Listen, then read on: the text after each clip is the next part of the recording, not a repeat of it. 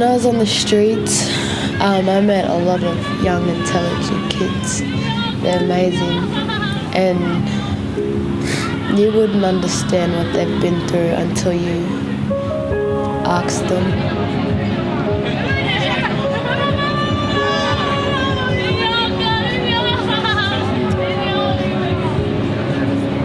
Yeah, so JJ was one of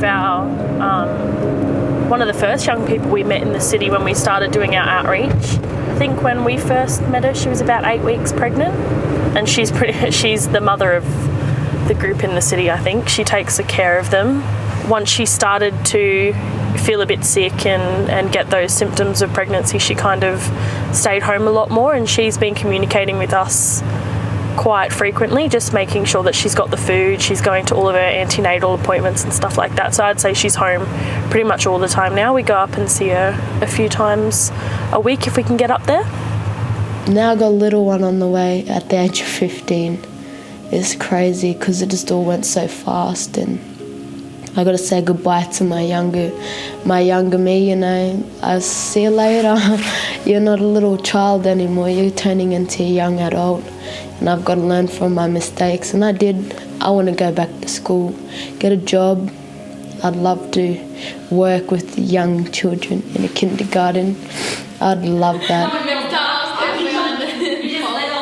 Some of these kids were labelled as Musgrave kids, but these are kids that have got families. These are kids that have got hopes and dreams and values, and having activities in a diversionary program like this enables us to find out more about what's going on for these young people, what they want for themselves. I know a few notes. Yeah, I know a few notes on the guitar. Yeah, I wouldn't mind getting to know how to play it, really. Yeah, it hurts me seeing all these little black fellas sleeping around on the streets. I know that they don't want to go home. It's just, it's very hard. All day, mother, father, and uncles and that being in and out of jail, setting bad example for them. Bear me down to the core because my little brothers are like that too. They into crime and stuff. Yeah, that's why I woke up to myself and stopped doing crime, because they started copying me. I just want to get myself to that manager position, so I can get my own few acres of land, build cabins on my property, so I can get my little brothers and that into working. But they poke it first, so all the poison come out, and then they rub it up and down his back. Those conversations would never have been had. Those values, those dreams that young Shaquan's got, no one would ever hear of them. For us to witness him talking about it, but also for him to be able to express it, I think that's something that's invaluable. It's having fun. So I was saying to JJ, I know it sounds like obvious questions, but we just want to know what's it like for you guys? It's horrible. It's horrible. We're even lucky that we're alive still, from criming and sniffing and shit. While they're in the city, they might have an accident, or my sister's having a kid, and I don't want her, I don't want the baby to end up anything like us. What's one thing you'd want your mum to know? If she actually does care, instead of saying when she's drunk and stuff that she loves me, but say when you're sober. Yeah. Why did you start sniffing? Because everyone else was doing it. Oh, yeah. Yeah, so that's why. Yeah. And just I got sick of being the one left out, you know. The worstest thing that happened was Leilani Conlon passed away. That was the worstest thing that happened for all of us. Yeah. But it wasn't a Roxanacan, it was Mortine. It was Mortine she was sniffing. When you're pushed down for so long, it's hard to have hope in anything to change. So for me, I want for them to have hope. We could be Haitian. One of the great things about having the space at Anala Elders and having other spaces is it's taking the young people out of a vulnerable situation. So it's giving them a couple of things that are core necessities. So things like food, shelter, some comfort, entertainment, getting the substances out of the picture as well, then allows us to have those real conversations. Nope. That's the naughty box, mate. In the back, hurry up. Aww. Mate, where am I going to throw it? The door doesn't open. Mom, you can chuck it out the window. That's all good, bro. I won't throw your glue away, alright? You just watch me. Watch this, ready? They're beautiful, they've got hearts of gold. But when they sniff, it's not them. Honestly, their whole personality changes.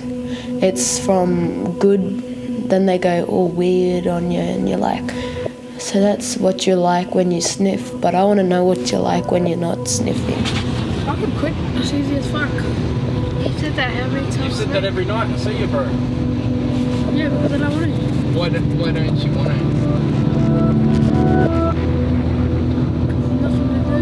If we can get these young people passionate about something, be it art, be it music, be it something that they really want to do, we can then quite possibly see a huge drive of getting them off the streets. Being in a room with other young Indigenous people don't realise how valuable that is, having a safe and comfortable space to come and eat food and to have a nap even, or have some, do some art, or just to connect with one another. Like, the program really helped us to connect with people that we used to talk to but didn't really talk to them that much now.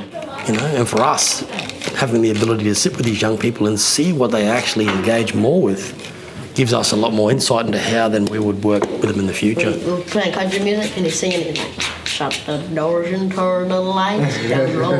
We were like little black balls. Like now,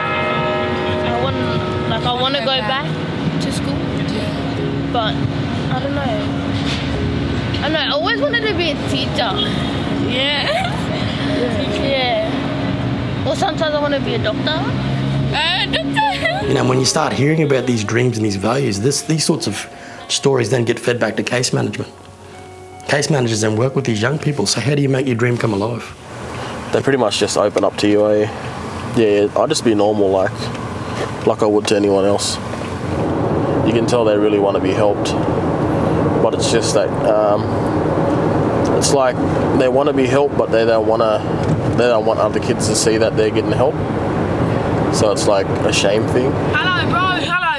Is it still north side? There's a road figure, bitch. What suburb? No, don't fucking. Oh, okay. What suburb? Documentary. North side. Yeah, you make me shame. I said, Queen, you know how many people wanted to steal that off me?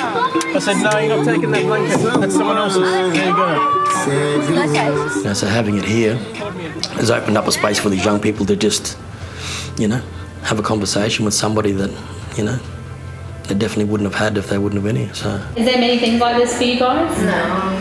Yeah. No one actually ever we do ask for help. Yeah. But I never had help like this. I feel such pride to see these young people come in and have a laugh with us, crack jokes, smile.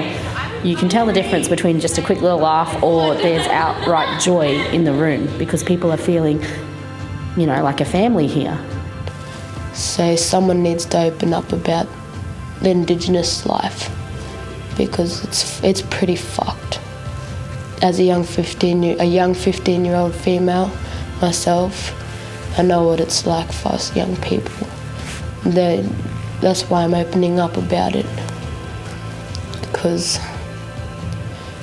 who's gonna listen to one voice? Hi, my name is Naya. Najalia Tracy Galtz. Call me Little Galtzy. My name is Daquan Elwin Lloyd Fisher. My name is Jujul Lil Brimble. I'm 15. My tribe is Mulunjali Bunjalung tribe from New South Wales, the Northern Rivers.